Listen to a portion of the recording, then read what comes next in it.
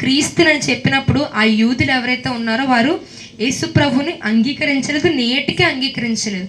అయితే ఇప్పుడు ప్రస్తుతం ఏం జరుగుతుంది? వారికి రావాల్సిన రక్షణ మనం అనుభవిస్తున్నాం. ప్రస్తుతం అక్కడ ఉన్న యూదులు ఎవరైతే ఉన్నారో వారికి దేవుని రక్షణ లేదు, మనకి ఆ రక్షణ వచ్చింది. అయితే మనము దేవుణ్ణి అంగీకరించాం అని మాత్రమే చెప్తున్నాం, కానీ ఆ అంగీకారానికి తగిన జీవితం మనం జీవించట్లేదు. దేవుని మాటల్ని మనం విని విడిచిపెట్టేసి చూసి విడిచిపెట్టేస్తున్నాం, కానీ హృదయంలో ఆయన మాటలను మనము అంగీకరించట్లేదు. అయితే ఈ అంగీకరించడము, దేవుడి మాటని నేను అంగీకరించాలనే అనుకుంటున్నాను, కానీ అది ఎలా చేయాలి, ఎలా జరగాలో మనకు తెలియట్లేదు అనుకుంటే అంగీకారం అనేది మన హృదయం నుంచి వస్తుంది. ఫర్ ఎగ్జాంపుల్, మీరు ఒక దగ్గర దేవుడు వాక్యాన్ని వింటున్నారు, దేవుడు మీతో మాట్లాడుతున్నాడు, లేకపోతే మీరు బైబిల్ చదువుకుంటున్నారు, లేకపోతే మీరు మొబైల్ చూసుకునేటప్పుడు ఏదో ఒక రీల్ ద్వారానో ఏదో ఒక షార్ట్ ద్వారానో దేవుడు ఒక సేవకుని ద్వారా మీతో మాట్లాడుతున్నాడు. మీరు దారంట వెళ్తున్నారు, ఏదో ఒక పాటలు విన్నారు, ఆ పాట ద్వారా దేవుడు మీతో మాట్లాడుతున్నాడు. ఆ సమయంలో మీ హృదయము ఆ మాట మీద ఉంచాలి. ఎందుకంటే మార్పు అనేది ఏ మనిషి జీవితంలో అయినా హృదయంలో నుంచే వస్తుంది. ఎందుకంటే దేవుడికి సంబంధించింది, నేను నమ్మేది ఏంటంటే దేవుడు సంబంధించింది ఏదైనా సరే ఆ మార్పు లేకపోతే ఆ పని మన హృదయం నుంచే మొదలవుతుంది. ఎందుకంటే దేవుడు మన హృదయాలను కోరుకునే దేవుడు నలిగిన హృదయాల్ని కోరుకునే దేవుడు, విరిగిన హృదయాల్ని కోరుకునే దేవుడు, దాన్ని బాగు చేయడానికి ఇష్టపడే దేవుడు. కాబట్టి దేవుణ్ణి ఆ మాటని మనం అంగీకరించాలి అంటే మన హృదయం ఫస్ట్ దేవుని మీద పెట్టాలి. అదే సేమ్ ఇందాక చెప్పిన ఎగ్జాంపులే. దేవుడు ఫర్ ఎగ్జాంపుల్ మీకు ఒక స్థలం కొనాలి అనుకుంటున్నారు అంటే ఫస్ట్ మీరు అక్కడ ఏం చేస్తారు? మీరు దాని మీద మనస్సు పెడతారు, ఆ స్థలం వెళ్ళి చూస్తారు, అదంతా పర్ఫెక్ట్గానే ఉందా, మీకు నచ్చిందా చూస్తారు, ఆ కాగితాలన్నీ రిఫర్ చేస్తారు, అన్నీ పర్ఫెక్ట్గానే ఉన్నాయా లేకపోతే ఏమైనా దొంగ కాగితాలా, అన్నీ చక్కగా మనసు పెట్టి చూస్తారా లేదా? చూడకుండా ఊరికే వాళ్ళు ఎవరో వచ్చి కొనేయండి అంటే ఇన్ని లక్షలు అంటే ఊరికే కొనేస్తారా? అట్లా కొనరు.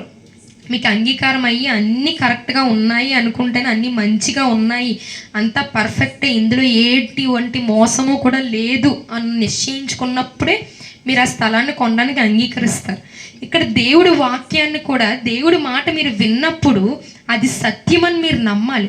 ఒకవేళ మీకు అది నిజంగా సత్యం అనిపించట్లేదు, ఎందుకో తప్పుగా అనిపిస్తుంది, వీళ్ళు చెప్పింది నాకు అర్థం కావట్లేదు అనుకుంటే దేవుడు పరిశుద్ధ గ్రంథాన్ని మన చేతుల్లో పెట్టాడు.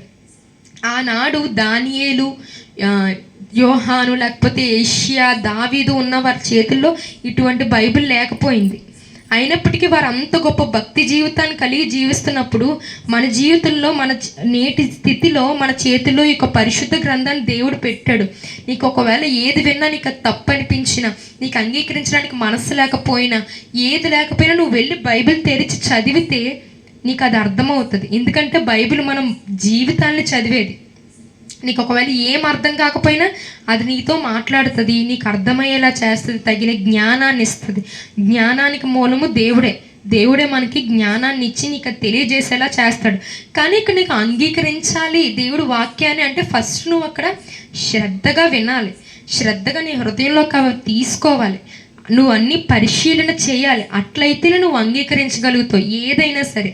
అయితే ఇక్కడ నువ్వు దేవుడి మాటను అంగీకరిస్తే ఎంత మేలు అని దేవుడే పలుకుతున్నాడు అంటే దాని అర్థం ఏంటి?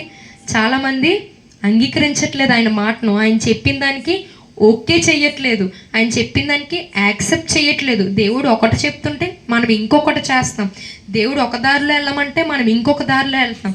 అది ఎలా అని మనకు అనిపించవచ్చు. చాలామందికి తెలుసు దేవుడు మనల్ని క్రైస్తవుడు అని పిలువబడుతున్నవాడు ఇట్టి రీతిగా బ్రతకాలి అని ఆల్రెడీ బైబిల్లో ఉంది. కానీ మనం ఆ మాటకి అంగీకరిస్తున్నామా? అంగీకరించట్లేదు, మన ఇష్టమే చేస్తున్నాం, మనకు నచ్చినట్టుగానే మనం బ్రతుకుతున్నాం. పైనున్న వాటినే వెతకండి, క్రైస్తవుడిగా ఉన్నవాడు పైనున్న వాటినే వెతకండి, క్రింద ఉన్న వాటి మీద మనస్సు ఉంచొద్దు అని చెప్తున్నాడు. కానీ మనం చేస్తున్నామా? మన హృదయం అంతా ఈ లోకంలో ఉన్న వాటి గురించే నిండిపోయి ఉంటుంది. ఇంకా అప్పుడు దేవుడికి చోటు ఎక్కడ ఉంటుంది?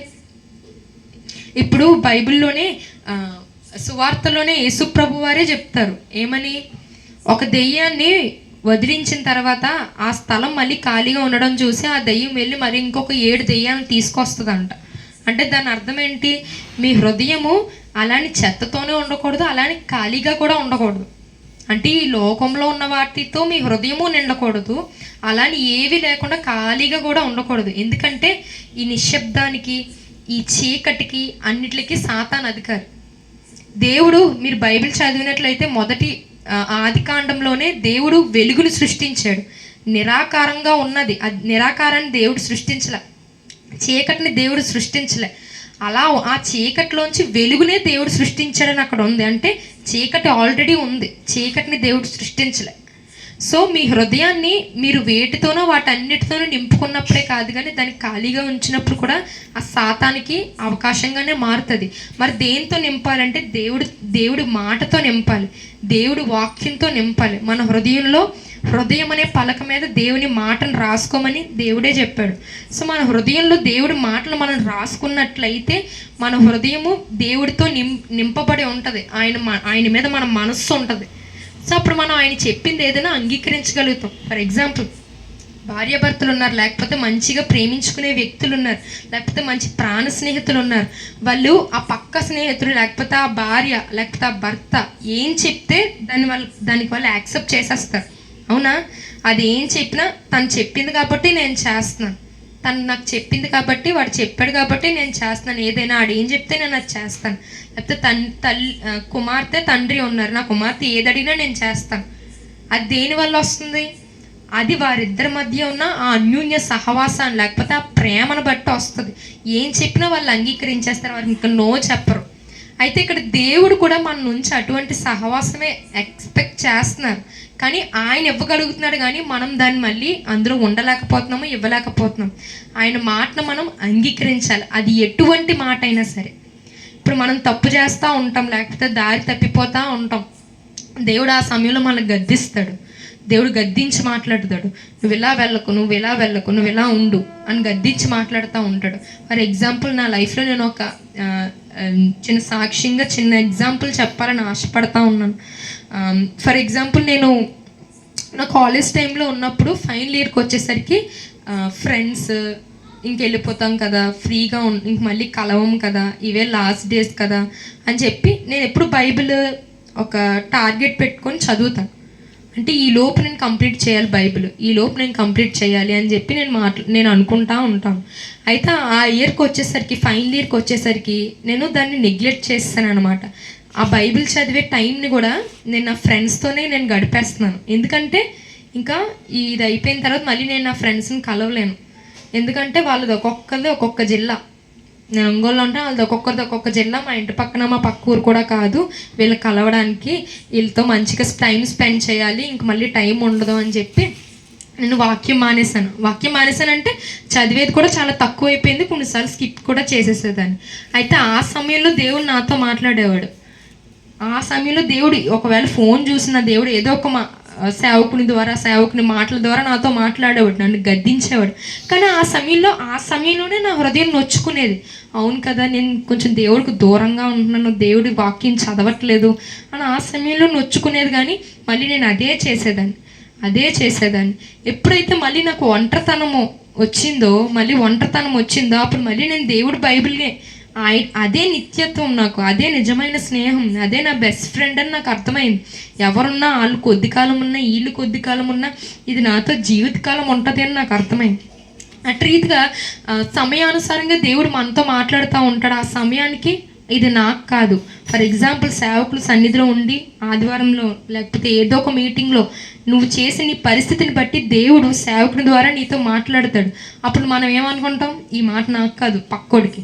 ఏదైనా సూటిగా మాట్లాడితే ఈ మాట నాకు కదా, ఆడు అలానే ఉంటాడు, అందుకే దేవుడు బాగా మాట్లాడాడు ఆడు అలానే చేస్తాడు, ఆడు అలానే ప్రేయర్స్కి రాడు, ఆడు అలానే పక్కలను ఇలా అంటాడు, అందుకే దేవుడు వాడితో బాగా మాట్లాడాడు అని అనుకుంటారే తప్ప ఈ మాట నాకు, అవును నేను కూడా ఇలానే ఉన్నాను కదా, నేను మార్చుకుంటే బాగుంది కదా, దేవుడు నాతో మాట్లాడుతున్నాడు కదా, ఎందుకని ఈ మాట పక్కోళ్ళకే అనే అనుకుంటాము. ఇది నీకన్నీ నువ్వు అంగీకరించవు. ఇది పక్కోడికనే అనుకుంటాం, లేకపోతే ముందోడికనే అనుకుంటాం. ఇది నాకు అని మనం అంగీకరించాం. దేవుడి మాటను మనం అంగీకరించే స్థితిలో ఉండాలి, అది ఏ విధమైన మాట అయినా సరే. చాలామంది అనుకుంటారు దేవుడు మాట్లాడుతున్నాడు అంటే ఓన్లీ దీవెనికే మాట్లాడుతున్నాడు. చాలామంది అనుకుంటున్నారు దేవుడు నిన్ను చూచుచున్న దేవుడు అంటే నన్ను నార్మల్గా, అంటే నేను మంచిగా ఉన్నప్పుడు చూస్తున్నాడు అంతే అనుకుంటాడు. కాదు, నువ్వు తప్పు చేస్తున్నా చూస్తున్న దేవుడే, నువ్వు ప్రార్థన చేస్తున్నా చూస్తున్న దేవుడే, నువ్వు వాక్యం చదివినా చూస్తున్న దేవుడే. నీ హృదయంలో తప్పుడు తలంపులు తలస్తూ ఉంటావు కదా, అప్పుడు కూడా దేవుడు నిన్ను చూస్తున్న దేవుడే. నువ్వు శ్రమల్లో ఉంటే దేవుడు నిన్ను చూస్తున్నాడు అని ఎవరైనా చెప్పిన మాట నీకు బాగుంటుంది. నువ్వు శ్రమ పడుతున్నావు కదా, దేవుడు నిన్ను చూచుచున్న దేవుడు అంటే ఆ మాట మనకు చాలా బాగుంటుంది. అది నువ్వు పాపం చేస్తున్నావు, ఆ టైంలో ఎవడన్నా వచ్చి దేవుడు నిన్ను చూచున్న దేవుడురా అంటే అప్పుడు మనకి అసలు ఆలోచనే రాదు. అంటే ఆ సమయంలో మనం ఆ దేవుడి మాటను అంగీకరించాం. లేదా ఇది ఈ మాట ఇప్పటికి కాదు, ఇక్కడ సరిపోయింది కాదు, ఇక్కడికి కాదు, ఇక్కడ సెట్ అవ్వదు ఈ మాట, అది వేరే పరిస్థితికి సంబంధించిన రాశాడు బైబిల్లో, అది ఈ మాట నాకు కాదని మనం అనుకుంటాం. దేవుడు చూచున్నాడంటే అన్ని సందర్భాల్లో దేవుడు మనం చూస్తున్నాడు. మనం శ్రమల్లో ఉన్నప్పుడు దేవుడు మనం చూసి విడిపిస్తున్నాడు. మనం పాపం చేసినప్పుడు కూడా ఆయన కనుదృష్టి మన మీదే ఉంది. ఆయన చూస్తున్న దేవుడు. మన ఫ్రెండ్స్తో ఉన్నప్పుడు మనం చూస్తున్నాడు. మనం నిద్రపోయి మన తలంపులు, నిద్రపోయి బెడ్ మీద ఉండి మనం ఆలోచించే తలంపులు కూడా దేవుడు చూస్తున్నాడు. అన్ని విధాలుగా దేవుడు చూచే దేవుడు. అయితే దేవుడు వాక్యాన్ని మనము అంగీకరిస్తేనే దాన్ని అనుభవిస్తాం. ఫర్ ఎగ్జాంపుల్, దేవుడు వాక్యములో ఏముంది? నీ వాక్యమే నా పాదములకు దీపము, నా త్రోవలకు వెలుగు అని ఉంది. దాన్ని మనం అంగీకరించాలి, అప్పుడే మనం అనుభవిస్తాం. దాన్ని మన హృదయంలోకి తీసుకొని ప్రార్థన చేసినప్పుడు వాటిని ఎత్తిపెట్టి ప్రార్థన చేయాలి. ఫర్ ఎగ్జాంపుల్, ఏదైనా దేవుడు వాగ్దానం చేస్తూ ఉంటాడు, ఆ వాగ్దానాన్ని మనం అంగీకరించి, అవును దేవా ఈ వాగ్దానం నాకే ఇచ్చావు, నువ్వు నాతో మాట్లాడవు అని ఎత్తిపెట్టి ప్రేయర్ చేసినప్పుడు ఈ వాగ్దానం నాకే ఇచ్చావు అని చెప్పి ఆ వాగ్దానాన్ని ఎత్తిపెట్టి నువ్వు ప్రార్థన చేస్తే ఆ మాటను నువ్వు అంగీకరిస్తావు, నువ్వు అనుభవిస్తావు. ఎట్లా అంటే మనం అంగీకరిస్తేనే దాన్ని అనుభవిస్తాము. నా పాదములకు దీపము అంటే నా పాదం ఎటు వెళ్తుంది? మొత్తం చీకటి ఉంది, ఇక్కడ లైట్ ఉంది, అటు సైడ్ వెళ్తే చీకటి ఉంది. ఇప్పుడు నేను పాదము ఒక అడుగు వేయాలంటే నాకు అక్కడ ఎలా కనిపిస్తుంది? అక్కడ ఏ ముళ్ళు ఉందో ఏ రాయి ఉందో నాకు తెలియదు.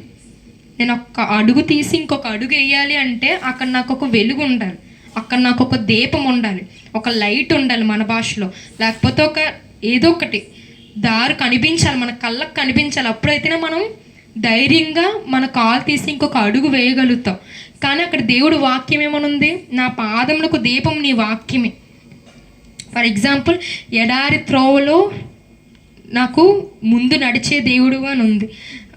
నా జీవితంలో నేను ఒక ఫేజ్లో ఉన్నాను. ఏంటి అంటే చదువుకున్న జాబ్ వస్తుందని మెంటల్గా ఫిక్స్ అయ్యాను, కానీ నాకు రెసిషన్ టైంలో రాలే. ఒక 5 months ఇంటి దగ్గర ఉన్నప్పుడు ప్రేయర్ చేశాను, ఫాస్టింగ్ ఉండి ప్రేయర్ చేశాను. అయితే నేను అంత మంచిగా పాడలేను అనమాట, ఎందుకంటే నాకు అంత చక్కని స్వరం దేవుడు ఇవ్వలేదు. అంటే నా తలంత అది కాదని నేను ఊరుకున్నాను, పాడినంతగలిగే పాడగలదని. అయితే ఎప్పుడైతే ఆ ఫాస్టింగ్ ఉండి ప్రేయర్ చేసినప్పుడు ఒక పాట, అంటే ఎప్పుడు హోసన్న మినిస్ట్రీస్ పాటలు అంటే చాలా ఇష్టం, కానీ అవి చాలా పెద్ద ఉంటాయి, మంచి రాగాలు ఉంటాయని వాటి జోలికే పోయేదాన్ని కాదు. అయితే చర్చ్లో ఆ పాట, ఎడారి త్రోవలో నే నడచిన ఎరుగని మార్గములో నన్ను నిలిపిన, నా ముందు నడచిన జయవీరుడా, నా విజయ సంకేతమా. ఈ మాట ద్వారా దేవుడు నాతో మాట్లాడుతున్నారు. ఆ స్టేజ్లో నేను ఎక్కడున్నానంటే నిజంగా నేను ఒక ఎడారిలోనే ఉన్నాను. నా చదువు కంప్లీట్ అయిపోయింది, నాకు ఒక ఉద్యోగం రావాలి, నా మీద నా ఫ్యామిలీ డిపెండ్ అయ్యి ఉంది, నాకు ఒక ఉద్యోగం కావాలి. కానీ నా కళ్ళ ముందు ఏం కనిపించట్లేదు. నేను దేనికి అప్లై చేసినా రిజెక్టెడ్ మెయిల్సే వస్తున్నాయి. నాకు ఏం కనిపించట్లేదు, ఏం తెలియట్లేదు. నేను నిజంగా ఒక ఎడారిలో ఉన్నాను. ఎడారిలో ఎలా ఉంటుంది పరిస్థితి? ఎటు దారి చుట్టూ మొత్తం ఒకేలాగా ఉంటుంది, అవునా? ఎటు చూసినా ఒకేలాగే దారి ఉంటుంది, ఎటు చూసినా మొత్తం ఇసుకే ఉంటుంది, మనకి ఎక్కడ దారి కనిపించదు. ఎంత కనుచూపు మేరలో చూసినా దారి కనిపించదు. ఒక మార్గం, ఇటు వెళ్ళాలా